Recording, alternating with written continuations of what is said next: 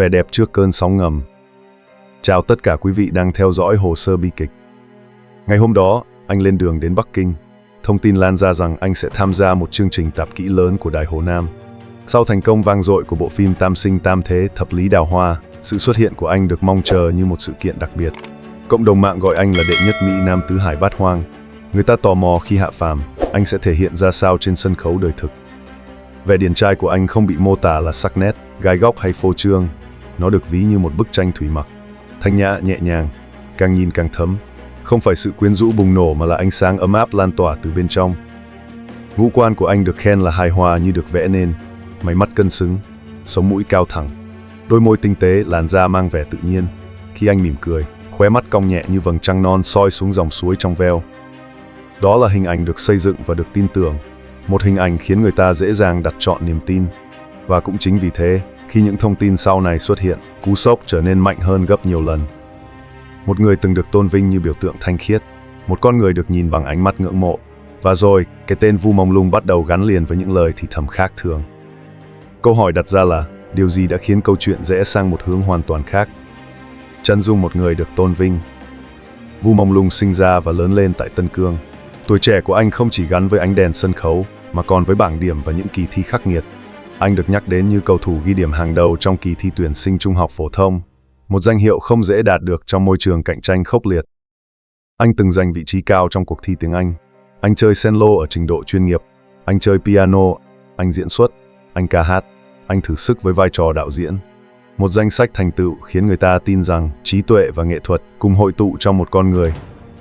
Nhưng theo những gì được lan truyền, sự thông minh chỉ là một phần nhỏ trong con người anh. Người hâm mộ nhấn mạnh vào lòng trắc ẩn. Họ nói về việc anh quyên góp cho cứu trợ thiên tai. Họ nói về việc anh tài trợ điều trị y tế cho những người gặp khó khăn. Hình ảnh ấy dần được nâng lên thành một biểu tượng, không chỉ là nghệ sĩ, không chỉ là người nổi tiếng, mà là một linh hồn cao quý. Hashtag xuất hiện, tên anh được đặt kèm theo những lời ca ngợi. Đối với nhiều người, Vu Mông Lung không đơn thuần là một diễn viên, anh được gọi là anh hùng. Và rồi câu chuyện chuyển hướng. Một dòng chữ xuất hiện, một tuyên bố mạnh mẽ rằng cuộc đời của anh đã kết thúc trong bi kịch dưới tay chính quyền. Cảm xúc chuyển từ ngưỡng mộ sang đau đớn, từ tự hào sang phẫn nộ. Những người theo dõi bắt đầu không chỉ thương tiếc, họ bắt đầu đặt câu hỏi, họ bắt đầu tìm kiếm lời giải thích, và trong khoảng trống của thông tin chính thức, những câu chuyện khác bắt đầu nảy sinh. Một trong số đó đến từ một người tự xưng có khả năng đặc biệt. Lời kể từ người tự xưng có mắt âm dương. Giữa lúc cảm xúc đang dâng cao, một lời tự giới thiệu gây chấn động xuất hiện. Người đó nói mình là người Hồng Kông, nói rằng mình có đôi mắt âm dương, nói rằng từng giúp một linh hồn ở Thái Lan rời khỏi khách sạn nơi cô ấy bị giết và không bao giờ ngủ. Người này khẳng định từ lâu đã biết đất liền là nơi rất bất an và thậm chí còn bất công hơn. Và rồi sau khi nghe tin về sự cố tòa nhà và biết anh chết rất nặng, tim người đó đau thắt lại, nước mắt tuôn trào. Họ nói mình ngay lập tức biết rằng anh chắc chắn bị nhiều người giết. Cao trào bắt đầu từ đây. Đêm 15 tháng 9, theo lời kể, người này thấy anh đứng bên ngoài phòng. Anh mặc áo choàng trắng, có vết thương, có máu trên mặt, nhưng không đáng sợ. Người kể nhấn mạnh rằng anh nói may mắn thay một thiên thần đã cứu anh ấy và anh ấy không cảm thấy đau đớn. Thời gian trôi đến gần tháng 10, họ nói đã gặp lại anh. Lần này, anh có ánh sáng bao quanh cơ thể. Người kể nói mình rất vui khi anh đến gặp. Anh nói anh vẫn còn giận và lo lắng. Nội dung cụ thể không được tiết lộ vì sợ nguy hiểm. Rồi một buổi tối khác, họ nói lại gặp anh. Lần này anh trở thành một diện mạo khỏe mạnh nhất trong cuộc đời. Anh bày tỏ lòng biết ơn đối với người hâm mộ ở Đài Loan, Trung Quốc đại lục và nhiều nước khác. Anh nói ngày nào họ cũng làm việc cho anh, tìm kiếm sự thật và anh chân thành cảm ơn. Anh nói nếu có năng lực, anh sẽ làm tất cả những gì có thể để giúp. Anh vốn muốn được đến Đài Loan, lên màn hình rộng, cho mọi người ký tên, nhưng khả năng của mình có hạn. Vì vậy, anh mong những người có năng lực góp sức giúp đỡ người phụ nữ tốt bụng và buồn phiền này, cho cô ấy công bằng và sự thật để cô yên tâm lên đường. Người kể nói anh mỉm cười và gật đầu, nước mắt trong mắt nói cảm ơn.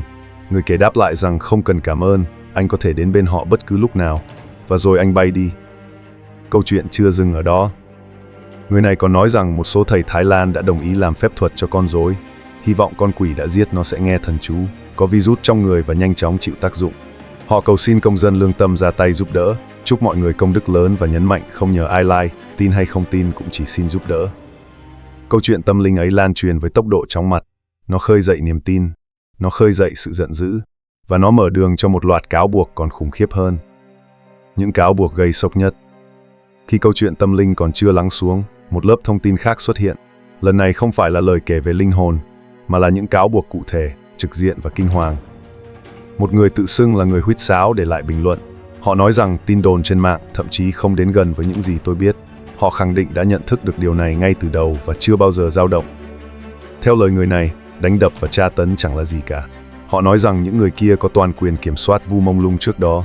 Khi anh còn sống, gương mặt anh không nhận ra, móng tay, răng, tóc đã rụng, thân dưới bị tổn thương nặng nề, chân tay bị gãy và các cơ quan quan trọng đã bị lấy đi. Họ nói không rõ những cơ quan nào khác đã bị lấy, bởi vì mô hình con người cần được rỗng ra. Phần còn lại được bán trên chợ đen. Họ nhắc đến người bán thịt, người bán thu âm. Tất cả đã được dọn dẹp hoàn toàn, không để lại dấu vết. Đó là lý do, theo họ, cơ thể của anh biến mất. Một đoạn video trực tuyến được lan truyền. Trong đó có hình ảnh một người đàn ông mang theo một người không được cứu. Người đăng tải khẳng định đó là Vu Mông Lung đang bị di chuyển. Câu chuyện tiếp tục leo thang. Họ nói anh bị ép uống rượu và hút ma túy. Đến thời điểm đó, không còn nhiều trong số anh ta còn nguyên vẹn. Họ đưa ra một chi tiết khác. Khi thực hiện mô hình con người bằng phương pháp plastination, thuốc bảo quản được tiêm khi nạn nhân vẫn còn sống, vì lúc đó các cơ quan được coi là có giá trị nhất. Những lời này khiến người đọc rùng mình. Họ còn nói Vu Mông Lung đã bị treo 2 tay khỏi cửa sổ cho đến cuối cùng, tay gãy. Một chi tiết khác được thêm vào. Có đoạn video quay tại một nhà hàng trong khách sạn Bulgari. Nhiều người nước ngoài được cho là ở đó và ca ngợi món ăn ngọt hảo hạng và tuyệt vời. Người đăng tải nói họ tin rằng đó là từ cơ thể của Vu Mông Lung. Cáo buộc này vượt xa phạm vi một cái chết bí ẩn. Nó chạm đến chợ đen. Nó chạm đến việc bộ phận cơ thể bị đưa ra nước ngoài trong đêm. Nó gọi những người liên quan là quái vật. Những lời kết thúc phần này đầy giận dữ. Mong tất cả sẽ không ngừng tìm kiếm công lý cho anh. Những gì anh phải chịu đựng được mô tả là tàn nhẫn, tàn bạo và vượt quá sức tưởng tượng. Câu chuyện lúc này không còn là thương tiếc. Nó trở thành một bản cáo trạng.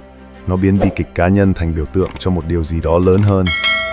Và chính tại đây, làn sóng lan rộng ra ngoài biên giới. Làn sóng phẫn nộ vượt biên giới. Sau những cáo buộc dồn dập, câu chuyện không còn nằm trong phạm vi một diễn viên trẻ. Nó được đẩy lên thành một biểu tượng. Một linh hồn được gọi là trong sáng. Một sự hy sinh được nói là đã đánh thức nhiều trái tim trên thế giới. Những dòng chữ xuất hiện với tần suất dày đặc. Không nói dối nữa. Không còn bí mật nào nữa. Không còn vi phạm nhân quyền nữa. Tất cả chúng ta đều có quyền được sống trong hòa bình, tôn nghiêm và tự do. Tên Vu Mông Lung được nhắc cùng với những tuyên bố rằng cái chết của anh không chỉ là một sự kiện cá nhân. Nó được mô tả là một phần của cỗ máy chính trị sâu sắc kéo dài ngoài Trung Quốc và kết nối với các quốc gia mạnh mẽ khác. Những lời này không dừng lại ở cảm xúc thương tiếc. Chúng hướng đến sự đối đầu. Người viết nói rằng Trung Quốc có thể cố gắng im lặng sự thật, nhưng một khi tiết lộ hoàn toàn, nó sẽ rung chuyển quyền lực đến tận cốt lõi. Câu chuyện được đẩy lên tầm toàn cầu. Người theo dõi được kêu gọi không để di sản của anh phai mờ. Có thể mất nhiều năm, nhưng không thể từ bỏ. Phải tiếp tục chiến đấu cho những gì anh đã chiến đấu. Phải biến sự hy sinh của anh có ý nghĩa. Những lời lẽ ấy khiến câu chuyện trở nên lớn hơn chính bản thân Vu Mông Lung. Nó trở thành biểu tượng cho một phong trào. Nó trở thành tiếng gọi thức tỉnh. Từ một vẻ đẹp như tranh thủy mặc, từ một hành trình nghệ thuật, câu chuyện đã đi đến một điểm hoàn toàn khác. Nơi cảm xúc hòa lẫn với giận dữ. Nơi niềm tin đan xen cùng cáo buộc. Nơi một con người được đặt vào trung tâm của những tuyên bố về quyền lực và sự thật.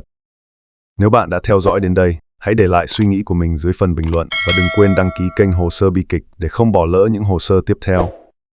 Hồ sơ này khép lại ở đây, nhưng câu hỏi về sự thật vẫn còn mở.